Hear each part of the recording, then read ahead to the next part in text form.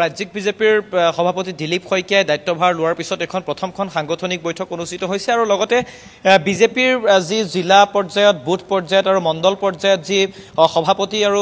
তাৰ বিষয়ববীয়াসকল যিটো বাছনি প্ৰক্ৰিয়া হৈছিল সেই বাছনি প্ৰক্ৰিয়া যেহেতু ইতিমধ্যে সমাপ্ত হৈছে আৰু তাৰ পিছত সেই নৱনিযুক্ত যিসকল সভাপতি আছে বা যিসকল বিষয়ববীয়া আছে তেওঁলোকৰ সৈতে প্ৰথমখন সাংগঠনিক বৈঠক আজি বাজপেয়ী ভৱনত অনুষ্ঠিত হ'ব বশিষ্ঠৰ বাজপেয়ী ভৱনত আৰু য'ত উপস্থিত থাকিব কেন্দ্ৰীয় সাংগঠনিক সাধাৰণ সম্পাদক BL সন্তোষ আৰু ইয়াৰ উপৰিও মুখ্যমন্ত্ৰী হিমন্ত বিশ্ব শৰ্মা আৰু কেন্দ্ৰীয় মন্ত্ৰী সৰ্বানন্দ সোণোৱাল উপস্থিত থাকিব আৰু দিলীপ শইকীয়াৰ উপস্থিতিত এই যিখন বৈঠক হ'বলৈ গৈ আছে সেই বৈঠকখনত বিশেষকৈ আগন্তুক যি এবছৰৰ কাৰণে বিশেষকৈ 2026ৰ যি নিৰ্বাচন সেই নিৰ্বাচনৰ কাৰণে যেহেতু বিজেপিয়ে 2025 বৰ্ষটো এটা নিৰ্বাচনী বৰ্ষ হিচাপে ইতিমধ্যে তেওঁলোকে ঘোষণা কৰিছে আৰু সেই নিৰ্বাচনী বৰ্ষটোত কেনে ধৰণৰ তেওঁলোকৰ সাংগঠনিক কাম কাজ থাকিব জনতাৰ কাষলৈ ভোটাৰৰ কাষলৈ কি ধৰণে তেওঁলোকে কাষ চাপি যাব সেই সকলোবোৰ বিষয়ৰ ওপৰত আজি আলোকপাত কৰিব আৰু বিশেষকৈ যেহেতু এই 2025 বৰ্ষটোতে কেইবাটাও গুৰুত্বপূৰ্ণ যেহেতু নিৰ্বাচন অনুষ্ঠিত হ'ব বিশেষকৈ সন্মুখত আছে পঞ্চায়ত নিৰ্বাচনৰ কাৰণে এতিয়া যেহেতু বিজেপিয়ে যি ধৰণৰ তেওঁলোকৰ সাংগঠনিক ভেটি সেই সাংগঠনিক ভেটি ইতিমধ্যে কেনে ধৰণে তেওঁলোকৰ সাংগঠনিক দিশটো আগুৱাই লৈ যাব তাৰ কাৰণে পৰিকল্পনা যুগুত কৰিছে আৰু পৰিকল্পনা যুগুত কৰাৰ ক্ষেত্ৰত এই নৱনিযুক্ত যিসকল বিষয়ববীয়া আছে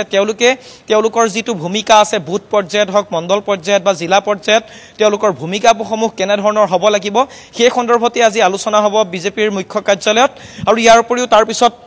বিশেষকৈ বিটিআৰৰ পৰা অহা যিসকল প্ৰতিনিধি আছে তেওঁলোকৰ কাৰণে সন্মুখত যেহেতু বিটিআৰ নিৰ্বাচন আছে আৰু সেই বিটিআৰ নিৰ্বাচনৰ কাৰণে কেনে ধৰণৰ পৰিকল্পনা কৰিব যেহেতু ইতিমধ্যে মুখ্যমন্ত্ৰী হিমন্ত বিশ্ব শৰ্মাই উল্লেখ কৰিছে যে বিটিআৰত এইবাৰৰ যি নিৰ্বাচন সেই এইবাৰৰ নিৰ্বাচন বিজেপিয়ে অকলেই তাত অৱতীৰ্ণ হ'ব UPPL যদিও ৰাজ্যিক পৰ্যায়ত তেওঁলোকৰ মিত্ৰতা আছে তথাপিও কিন্তু বিজেপিয়ে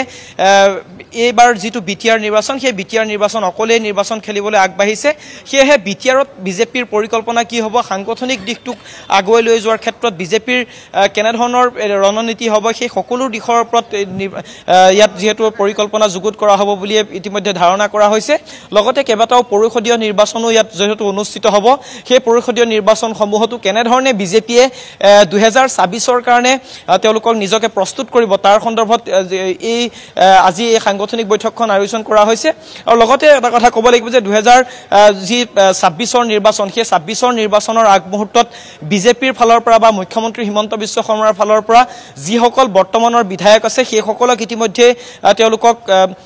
BLPৰ যি বিজেপিৰ বৈঠকত বিশেষকৈ বিধায়কসকলক ইতিমধ্যে যেহেতু তেওঁলোকক কোৱা হৈছে যে অক্টোবৰ পৰ্যন্ত চৰকাৰী যিবোৰ আঁচনিৰ কাম আছে বা চৰকাৰী যিবোৰ কাম কাজ আছে অক্টোবৰৰ ভিতৰত শেষ কৰাৰ কাৰণে যেহেতু তেওঁলোকক নিৰ্দেশ দিছে সেয়েহে অক্টোবৰ পৰ্যন্ত তেওঁলোকে ভোটাৰৰ কাষলৈ প্ৰতিখন চৰকাৰী আঁচনি প্ৰধানমন্ত্ৰীৰ পৰা আৰম্ভ কৰি মুখ্যমন্ত্ৰীলৈকে যিবোৰ আঁচনি আছে সেই আঁচনিসমূহ জনতাৰ কাষলৈ কেনেকৈ লৈ যাব ভোটাৰক কেনেধৰণে আকৰ্ষিত কৰিব আৰু তাৰ ক্ষেত্ৰত যিবোৰ এই বিধায়কসকলক যি ধৰণৰ নিৰ্দেশনা দিয়া হৈছে সেই বিধায়কসকলৰ নিৰ্দেশনা অনুসৰি জিলা পৰ্যায়ত আৰু যি বুথ বা মণ্ডল পৰ্যায়ত বিজেপিৰ যিসকল সাংগঠনিক বিষয়ববীয়া আছে সেই সাংগঠনিক বিষয়ববীয়াসকলে এই ক্ষেত্ৰত কেনেধৰণৰ ভূমিকা ল'ব সেই সকলোবোৰ বিষয়ত আজি আলোকপাত কৰিব আৰু সেই আলোকপাত কৰাৰ কাৰণে যেহেতু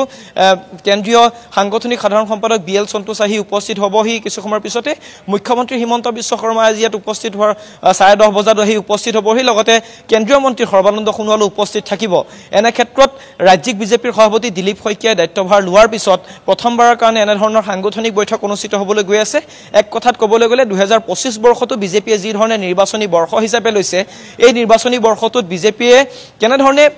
দলক আগুৱাই লৈ যাব সেই সকলোবোৰ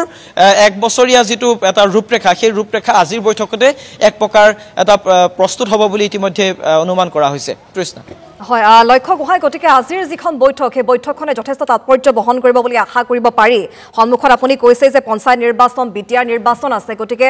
তাৰ বাবে হয়তো ৰণনীতি এখন বৈঠকতে হয়তো প্ৰস্তুত কৰা হ'ব আৰু বিশেষ কিছু নীতি এবাৰ প্ৰস্তুত হোৱাৰ বা নীতি ধাৰ্য কৰাৰ কিবা সম্ভাৱনীয়তা আছে নেকি তাৰ চাওক যে যেহেতু বিজেপিৰ যি ধৰণৰ সাংগঠনিক কাম কাজ নিৰ্বাচন থাকক বা নাথাকক নিৰ্বাচন নাথাকিলেও বিজেপিৰ যিটো সাংগঠনিক দিশটোক আগুৱাই লৈ যোৱাৰ ক্ষেত্ৰত বিজেপিয়ে সক্ৰিয়তাৰে বিভিন্ন সময়ত কাম কৰি থকা দেখা পোৱা যায় কিন্তু এনে সময়ছোৱাত এতিয়া নিৰ্বাচন 2026ৰ নিৰ্বাচন আৰু 26ৰ নিৰ্বাচনটোত বিজেপিয়ে মিছন 100 লৈ ইতিমধ্যে আগবঢ়াৰ কাৰণে পৰিকল্পনা যুগুত কৰিছে যদিও বিৰোধীয়ে বিভিন্ন সময়ত তেওঁলোকৰ একগোট হৈ বিজেপিৰ বিৰুদ্ধে থিয় হোৱাৰ কাৰণে এটা পৰিকল্পনা যুগুত কৰিছে এনে সময়ছোৱাত এতিয়া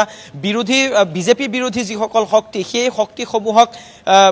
মখিমূৰ কৰি বিজেপি কেনেধৰণে আগুৱাই যাব মিত্ৰ দলক লগত লৈ UPPL বা অসম গণ পৰিষদক লগত লৈ বিজেপিয়ে কেনেধৰণে তেওঁলোকৰ সেই সকলো দিশ বিশেষকৈ নিৰ্বাচনৰ আগমুহূৰ্তত বা নিৰ্বাচনৰ সময়ছোৱাত এই 2025 বৰ্ষটোত কেনেধৰণে তেওঁলোকে আগুৱাই লৈ যাব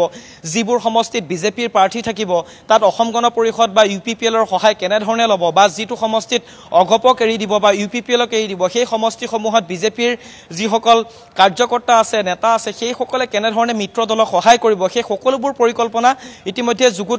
যুগুত কৰিব এই 2025 বৰ্ষটোতে আৰু এয়া আজিৰ দিনটোৰ পৰা এটা আৰম্ভণি বুলি ক'ব পাৰি আৰু বিজেপিয়ে যি ধৰণে সদস্য ভৰ্তি অভিযান এটা আৰম্ভ কৰিছিল সেই সদস্য ভৰ্তি অভিযানৰ পিছত যেহেতু জিলা পৰ্যায়ৰ পৰা বুথ পৰ্যায়ৰ বা ৰাজ্যিক পৰ্যায়লৈকে সকলোবোৰ যেহেতু তেওঁলোকৰ নতুন বিষয়ববীয়া নতুন কাৰ্যকৰ্তাক ইতিমধ্যে দায়িত্বভাৰ দিয়া হ'ল সেই সকলে এতিয়া দলক কেনেধৰণে 2026 লৈ ৰিপ্ৰেজেন্ট কৰিব সেই সকলোবোৰ বিষয়ৰ ওপৰত আজি আলোচনা হ'ব এক কথাত ক'বলৈ গ'লে 2025ত যিবোৰ নিৰ্বাচন আছে সেই নিৰ্বাচনসমূহত বিজেপি কেনেধৰণে সাংগঠনিক দিশটোক আগুৱাই নি দলক শক্তিশালী কৰিব তাৰ পৰিকল্পনা যুগুত কৰিব আৰু সেই পৰিকল্পনাৰ জৰিয়তে 2026ত বিজেপিয়ে কেনেধৰণে মিছন 100ৰ যিটো সপোন সেই সপোন সফল কৰিব তাৰ এটা ৰূপৰেখা আজিৰ দিনটোৰ পৰাই যুগুত কৰিব বুলি অনুমান কৰা হৈছে